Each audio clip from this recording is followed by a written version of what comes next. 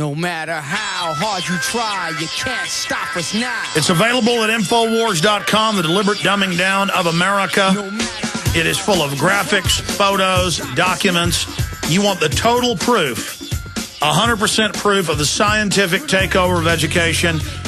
Charlotte, if I'm correct, it goes back to, what, Germany 200 years ago? In Prussia, kindergarten, they wanted people to regurgitate info, not to actually be taught a classical education of how to think and to learn the love of thought, but to be drones so that they could decide what slot in life you would fill. They wanted Hessian soldiers who would sacrifice themselves in war unquestioningly. So you're at the Department of Education. You start discovering these horrors. You have all the quotes in your book from them about how the family's a disease. They've got to get rid of it. I mean, this is literally the Borg takeover. Please continue. Well, yes, the family and the country, nationality, any child who comes to school who believes in family and country and patriotism and et cetera is mentally ill. We have all these quotes. But there's a very good quote, because what we're really looking at, and of course they have to change the values, completely destroy any values that children have, religious or towards their country and all, and that's been sort of done, in case we wonder what's going on out in the street there with these sad-looking children and dropping out of school and all. That has been done. Now it's the refreezing, what you would call it, and the goal has been reached. And I just want to read, this is a new quote, Alex, that I found the other day. I give credit to a wonderful researcher who passed away recently, I guess, Jean Patton from Indiana. Brilliant. She was very good on English literature and all, and she wrote a little booklet. I can't remember the name of it right now, but this quote is in it, and it is from Woodrow Wilson. It's very important. This is when he was president of Princeton University, and addressed to the Federation of High School Teachers. And the quote was published in Consumer Advocates in the Classroom by Jean Patton, okay? Now, listen to this. It's better even than the Gates quote, you know, the Rockefeller one, the Southern Education Board, where they talked about, with the minorities and all, just we don't need doctors, lawyers, professors, et cetera, all of that. We just want to, have the happy down on the farm, huh?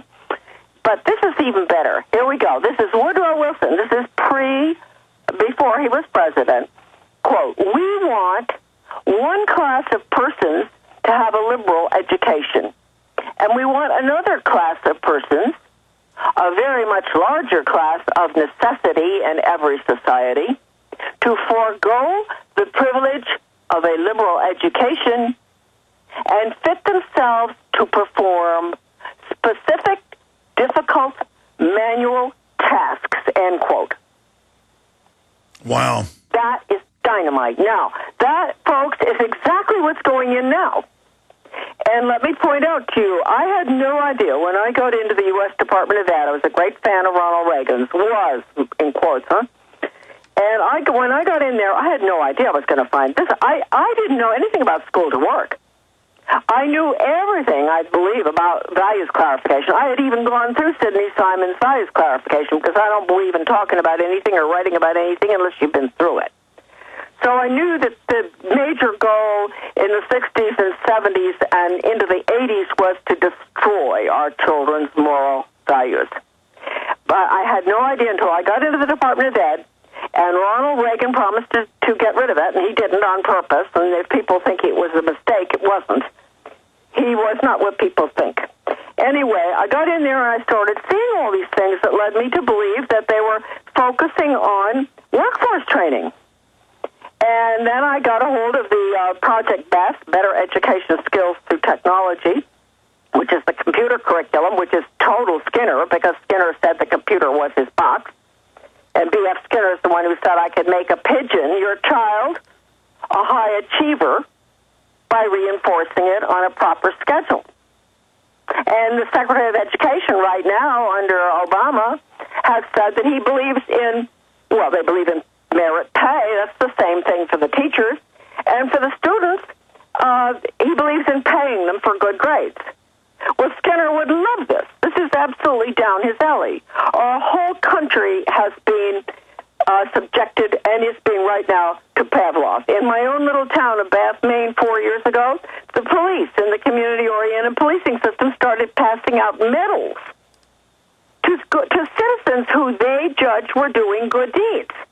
Well, now, to interrupt, the New York Times has written a bunch of articles where the public school kids are given fake tickets to write their mother or father for taking a hot bath or for leaving the water running while they brush their teeth. They're openly turning our kids into spies. Yep. And the Drudge Report just went live with this. They're now having the TSA invade Walmart. We know Walmart's part of this big continuity of government takeover program to train the Walmart employees to be spies now. I mean, stay there, Charlotte. Let's continue with what's going on in the public schools and how to stop them. Straight ahead. We'll be right back.